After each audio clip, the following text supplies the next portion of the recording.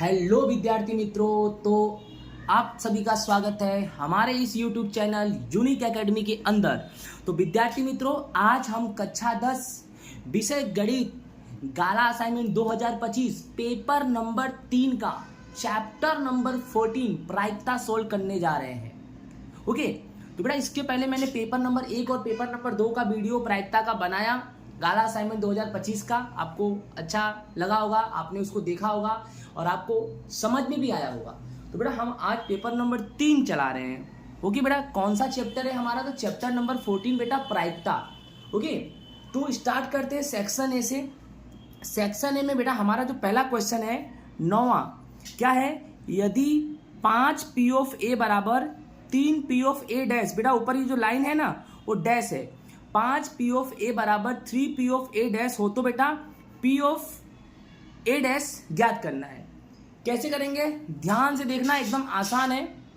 सबसे पहले क्या करेंगे, 5 पी ऑफ ए डैश लिख दिया बराबर 3 लिख दिया, और बेटा पी ऑफ ए डैश का फॉर्मूला होता है 1 माइनस पी ऑफ ए।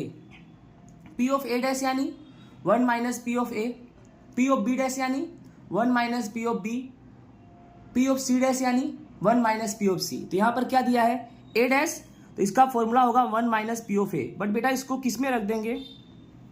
कोष्टक में रख देंगे। ओके, तो समझ में आ गया।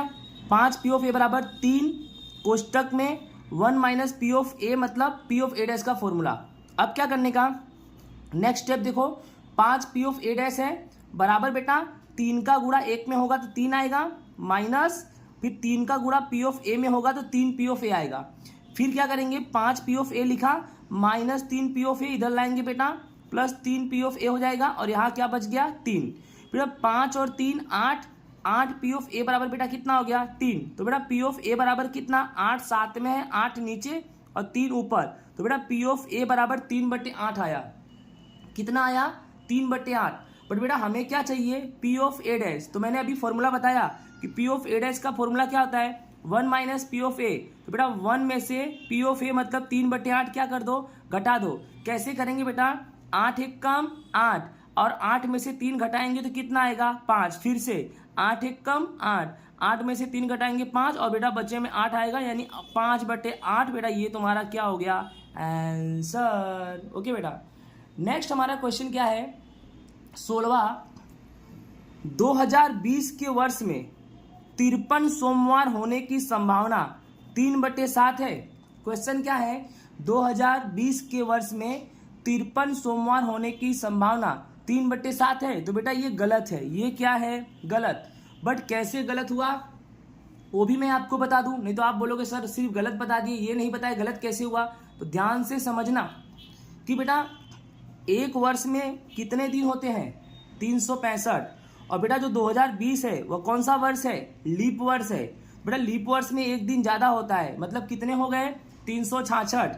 अब बेटा सप्ताह कितने होते हैं? 52। और सप्ताह में दिन कितने होते हैं? 7। तो 52 गुणे 7 करते हो तो साल में जो नॉर्मल डेज आता है वो 364 हुआ, राइट। और 2020 में कुल कितने दिन है? 366। अब 366 में नॉर्मल डेज 364 घटाओ तो कितना दिन बचता है? 2। यानी जो सोमवार है वो 2 बार आ सकता है। ओके बेटा, इसमें क्या 2020 के वर्ष में 53वां सोमवार, तो बेटा 2 बार आ सकता है। और यहाँ पर कितनी बार बोला है? 1 बार का बोला है, क्योंकि 52 सप्ताह होते हैं। तो बेटा 52 सप्ताह में 52 सोमवार तो आएगा ही। 52 सप्ताह में कितने सोमवार आएंगे? 52 सोमवार। उसके बाद बेटा 2 सोमवार और आ सकते हैं, मतलब 53वां भी आ सकता है और 54वां भी आ सकता है, ठीक है। और यहाँ पर क्या बोला है? 2020 के वर्ष में 53 सोमवार होने की संभावना 3/7 है। तो ये बिल्कुल गलत है। क्यों बेटा? क्योंकि 3/7 नहीं होगा, 2/7 होगा, क्योंकि 2 ही दिन एक्स्ट्रा बच रहा है ना, तो 2/7 होना चाहिए। और इसमें कितना बोल दिया इसने? 3/7 बोल दिया, यानी कायदेसर ये क्या हुआ? गलत हुआ। ओके, नेक्स्ट बेटा हमारा क्वेश्चन नंबर 19 क्या है? ध्यान दो कि 400 कमीजों के एक जत्थे में से कमी युक्त कमीज पसंद करना है। समझ में आ रहा है? कमीज कितने हैं? 400। उस 400 कमीज में से एक कमीज पसंद करो, वो भी कमी युक्त हो। कैसा हो? कमी युक्त हो, ठीक है। और उसकी संभावना कितनी है 0.035। तो जत्थे में रही कमी युक्त कमीजों की संख्या ज्ञात करो। थोड़ा अलग ही सवाल है, ध्यान रखना। सबसे पहले जो मान दिया है उसे पी ऑफ ए मान लेंगे, जो संभावना दी है उसे पी ऑफ ए मान लेंगे, पी ऑफ ए बराबर 0.035 मान लेंगे। और ज्ञात क्या करना है, कमीजों की संख्या ज्ञात करनी है। क्या ज्ञात करनी बेटा, कमीजों की संख्या। तो माना कि कमीजों की संख्या कितनी है x, और बेटा कुल कमीज कितने हैं 400, तो तुम्हारा n बराबर कितना हो जाएगा 400, और कमीज की संख्या कितना मान लो x। अब बेटा संभावना का सूत्र लगा दो, संभावना का सूत्र तो मालूम है ना, पी ऑफ ए बराबर m बटे n। ठीक है बेटा, तो सबसे पहले ध्यान दो, पी ऑफ ए बराबर m बटे n, तो m के जगह पे कितना माना है x, ये x बराबर m है, या तो m बराबर x मान लो। तो यहाँ पर तुमने x लिख दिया और n तुम्हारा कितना है 400। समझ में आ रहा है कि नहीं आ रहा है। अब देखो ध्यान से, पी ऑफ ए, तो पी ऑफ ए तुम्हारा दिया है कितना 0.035, तो यहाँ पर 0.035 लिख दो बराबर x बट्टे में 400, और बेटा 0.035 का गुणा 400 से कर दो। तो कैसे करेंगे ध्यान देना बेटा, x लिख दिया बराबर 400 गुणे 0.035।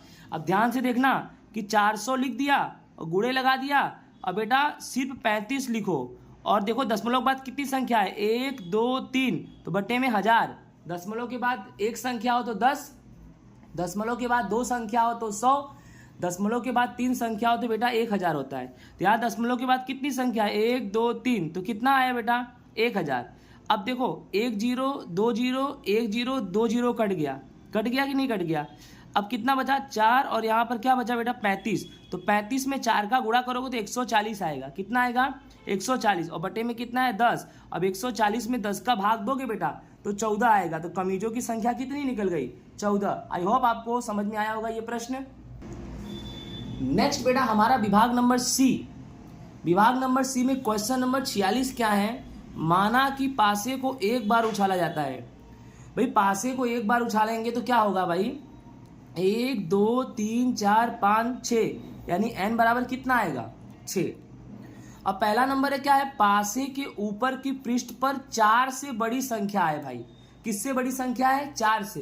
तो देख लो बेटा एक नंबर, 4 से बड़ी संख्या पासे पर कौन हो सकता है 5 और 6 हो सकता है, क्योंकि 6 तो संख्या ही होती है। तो m बराबर कितना आएगा 2, तो p ऑफ a बराबर m बटे n, यानी 2 बटे 6, 2 1 कम 2 2 3 6, यानी आपका आंसर आया 1 बटे 3। ठीक है बेटा। दूसरा नंबर क्या है कि 4 या 4 से छोटी संख्या हो, यानी 4 और 4 से छोटी।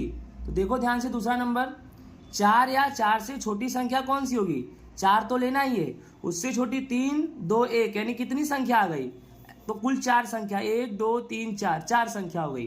तो पी ऑफ बी बराबर क्या होगा बेटा m बटे n, यानी 4 बटे 6, 2 दूनी 4 2 3 6, तो आंसर कितना आया 2 बटे 3। ओके।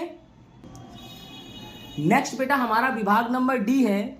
विभाग नंबर डी क्या है कि एक पेटी में 5 सफेद 7 लाल 4 काली और 2 भूरी गेंद है।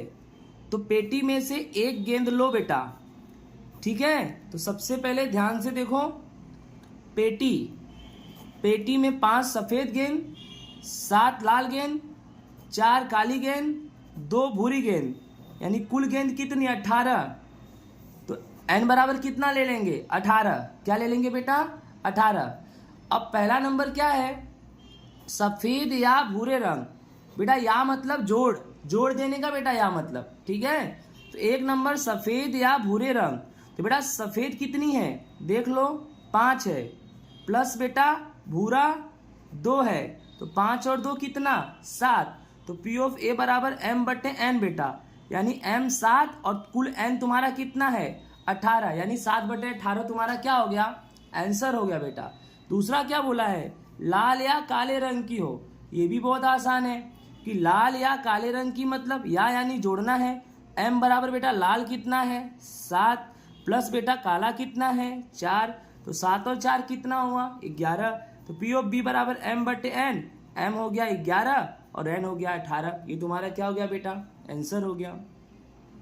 तीसरा नंबर क्या बोला है बेटा सफेद रंग की ना हो। ध्यान रखना सफेद रंग की ना हो। तो इसे कैसे सोल्व करेंगे, कि तीसरा नंबर सफेद रंग की ना हो, तो m बराबर कुल कितना है बेटा 18। 18 में से सफेद कितनी है बेटा, उसको घटा दो क्योंकि वो नहीं चाहिए। 5 सफेद है, 5 कितना है बेटा सफेद, तो क्या करेंगे 18 में से 5 घटा देंगे, कितना आएगा 13। तो पी ऑफ सी बराबर m बटे n बेटा, तो 13 बटे कितना हो जाएगा 18। ठीक है बेटा। अब उसके बाद लास्ट नंबर चौथा नंबर में क्या बोला है, सफेद या काले रंग की ना हो, यानी अब की बार तो 2 रंग की नहीं होगी, सफेद और काले रंग की। तो इसको कैसे सोल्व करेंगे, 4 सफेद या काले रंग की ना हो, m बराबर कुल कितना है 18 माइनस सफेद कितना है 5, और बेटा काला चेक कर लो, काला कितना है बेटा 4 है। ओके, तो कैसे करेंगे 18 माइनस 5 और 4 9 बेटा, 18 में से 9 घटाएंगे तो कितना आएगा 9। तो पी ऑफ डी बराबर m बटे n 9 बटे 18, 9 एक कम 9 और बेटा 9 दूनी 18, तो आपका आंसर आएगा 1 बटे 2। ओके, नेक्स्ट बेटा हमारा क्वेश्चन नंबर 54 है, ध्यान से समझना। ताश के 5 पत्ते बेटा, हर बार 52 पत्ते ध्यान रखते हो, लेकिन यहाँ पर कितने पत्तों को ध्यान में रखो कि सवाल में ही बोला है 5 पत्ते। तो ताश के 5 पत्तों में बेटा ईट, पत्ता पहले किसका है ईट, ईट का दहला, ईट का गुलाम, ईट का बेगम, ईट का बादशाह और ईट का एक्का हो बेटा, उसको अच्छी तरह से फिटेंगे और एक पत्ता निकालेंगे। तो बेटा सिंपल सी बात है कि ताश के 5 पत्ते में से एक पत्ता निकालेंगे, तो एक पत्ता निकालेंगे तो n बराबर कितना होएगा 5। और जो बेटा ताश के 5 पत्ते हैं, डी में दहला मतलब D10 और डी से DQ, DK और D1, यानी जो 5 पत्ते हैं ना बेटा आपका, कि 5 पत्तों में दहला, गुलाम, बेगम, बादशाह, एक्का, इस 5 पत्तों को मैंने लिख दिया D10, DJ, DQ, DK, D1। ठीक है बेटा। अब आप में क्या बोला है, ध्यान से समझना इसको सवाल को, कि पहला नंबर क्या बोला है, इसकी प्रायिकता है कि यह एक पत्ता बेगम है।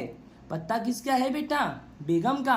तो एक नंबर क्या बोला है, एक बेगम हो, तो बेटा 5 ही तो पत्ते हैं, उसमें बेगम एक है, तो m बराबर कितना ले लेंगे 1। तो P ऑफ A बराबर बेटा m बटे n, m बटे n का मतलब बेटा ऊपर 1 और नीचे 5, तो 1 बटे 5 तुम्हारा क्या हो गया बेटा आंसर हो गया।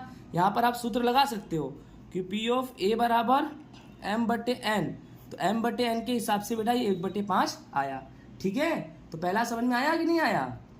दूसरे में ध्यान देना, इस सवाल में अच्छे अच्छे बच्चे गलत कर देते हैं। दूसरे में बोला है यदि बेगम निकल जाती है तो उसे अलग रख दिया जाता है, अर्थात आपने बेगम को निकाला ना, अब बेगम को 5 पत्तों में नहीं रखना है, बेगम को अलग कर दो बेटा।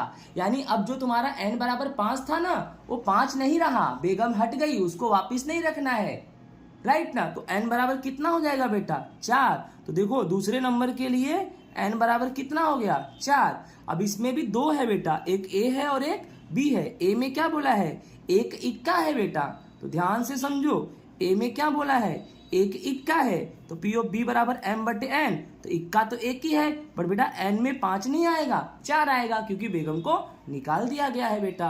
अब B में क्या बोला है बेटा, B में क्या बोला है कि एक बेगम है।